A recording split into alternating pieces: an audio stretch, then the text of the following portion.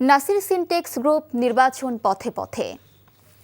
বাংলাদেশে ইউরোপীয় ইউনিয়ন নির্বাচন পর্যবেক্ষণ মিশন দেশব্যাপী ৯০ জন স্বল্পমেয়াদী পর্যবেক্ষক মোতায়েন করেছে, যারা ৬৪ জেলায় নির্বাচনের দিন চলমান কার্যক্রম পর্যবেক্ষণ করবেন। এই স্বল্পমেয়াদী পর্যবেক্ষকরা ভোট কেন্দ্র খোলা, ভোট গ্রহণ, ভোট কেন্দ্র বন্ধ, ব্যালট গণনা এবং ফলাফল তালিকাভুক্ত করার প্রক্রিয়া পর্যবেক্ষণ করবেন। সকালে রাজধানীর একটি হোটেলে এক সংবাদ সম্মেলনে এসব তথ্য জানান প্রধান পর্যবেক্ষক ইভার্স ইজাবস। বলেন, স্বল্পমেয়াদী পর্যবেক্ষকরা প্রায় প্রতিটি নির্বাচনী এলাকার শহর, নগর ও গ্রামে উপস্থিত থাকবেন। সারা দিন জুড়ে তাদের করা পর্যবেক্ষণ ও প্রতিবেদন এই ঐতিহাসিক নির্বাচনের নিরপেক্ষ ও তথ্যভিত্তিক মূল্যায়নের একটি গুরুত্বপূর্ণ অংশ হবে।